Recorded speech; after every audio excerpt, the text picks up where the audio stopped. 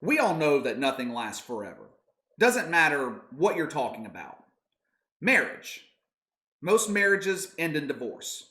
Friendships. Friends come and go throughout our life. Jobs.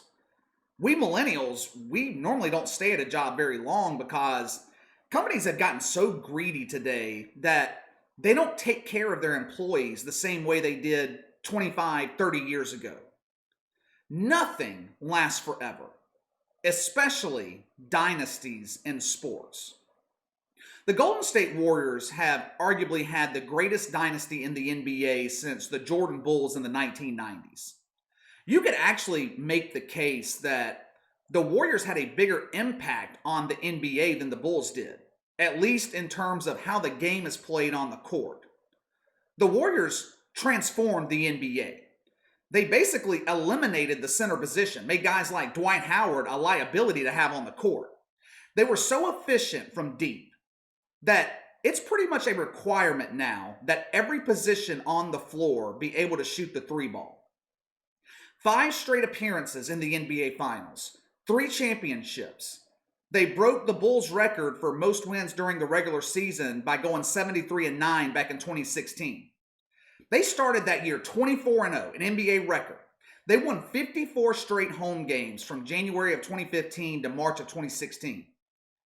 They were unbeatable. The Warriors, for a while, were unbeatable. They'll go down as one of the best dynasties in the history of sports. Not the best, but certainly top 3, top 5.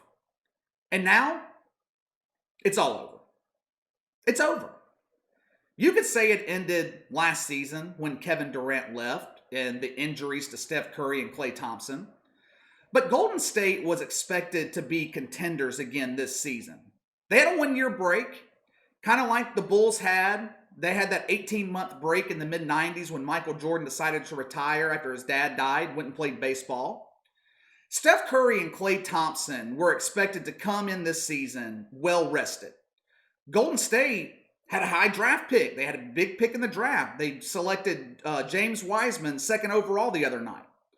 Draymond Green, the rest of the roster. They had an extended offseason. This was supposed to be the comeback season for Golden State.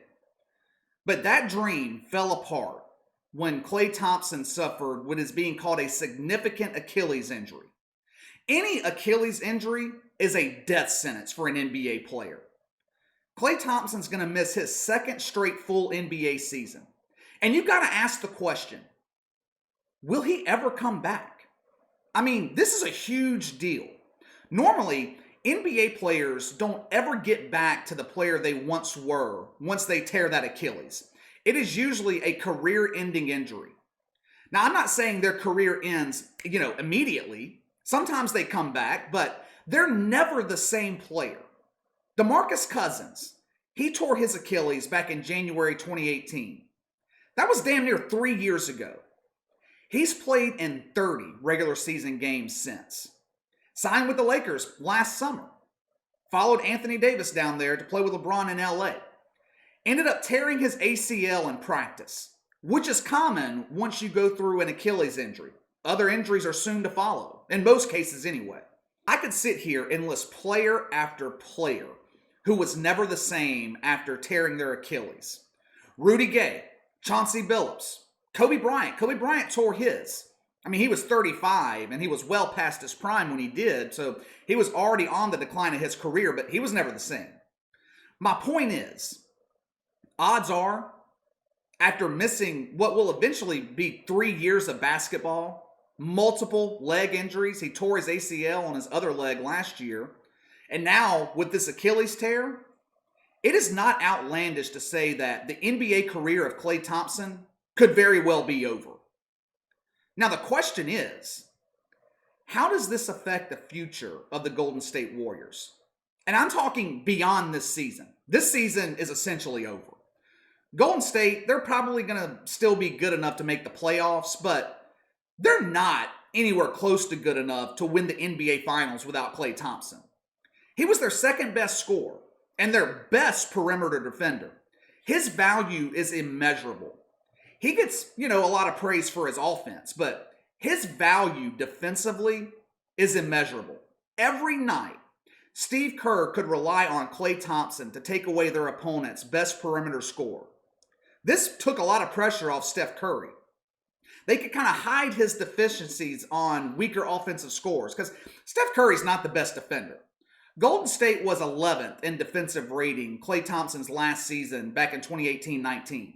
Last year without him, they were 26th.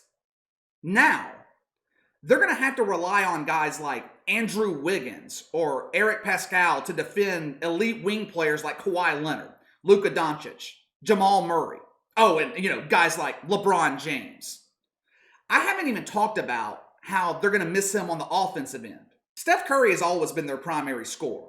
But now, he's their only scorer, which isn't a bad thing, but he is so much easier to defend when you can double team him because you don't have to worry about Klay Thompson and Kevin Durant. Steph Curry is going to be smothered on a nightly basis. Now, I'm not saying Golden State's not going to be a good team this year. Even though the Western Conference is loaded, they still have Steph Curry. They still have Steve Kerr coaching. They'll be a bottom-tiered playoff team. They'll still be fun to watch. They're just not contending for a championship. And with the dynasty officially being over, they're probably not going to be contending for a championship anytime soon. Which leads me to the question I asked just a second ago.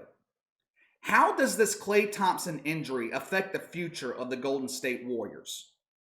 And when I say the future, I'm talking about the future of Steph Curry in Golden State. He's going to be 33 years old in March. Obviously, he is on the back nine of his NBA career. The Splash Brothers, that's done. More than likely, it's done. James Wiseman, he could turn into a superstar level player one day. Who knows? We don't know. But by the time he does, if he does, Steph Curry will be nearing retirement. I can't see Steph Curry being like a LeBron, playing at a high level into his mid to late 30s. He's brittle. He's got an injury history. And he's small. My point is, if he wants to win another championship, he's probably going to have to do it outside of Golden State. And I could see this happening sooner rather than later. I don't think it's going to be a bad breakup, but I do believe that Steph Curry is going to want out eventually. I'm not saying it's going to happen this season by the trade deadline or anything like that. But I could definitely see it happening before the 2021-22 regular season starts. By then, Steph Curry will have 1 year left on his contract. It's just something to think about. NBA players rarely finish their careers with the team that drafted them. Michael Jordan, Kobe Bryant. They're really the only two players that I can think of off the top of my head that finished with the teams that drafted them. And technically, Kobe wasn't even drafted by the Lakers, but you get my point. Think about it from Steph Curry's perspective for a minute. You likely only have a few years left in your NBA career. Would you want to spend them in Golden State on a developing team that could make the playoffs, but more than likely they're going to be mediocre? Won't be anywhere near title contention? Or would you want to end your NBA career contending for championships? Maybe link up with a guy like Anthony Davis in Los Angeles. We'll see what happens, but the clock is ticking on Steph Curry's time with the Golden State Warriors.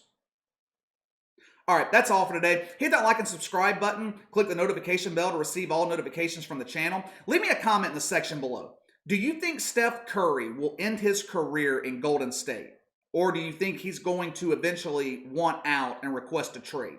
Let me know your thoughts. You can follow me on Twitter at KC_BTL84. If you have any questions, a topic you'd like me to discuss, you can email me at BTLKC84@gmail.com.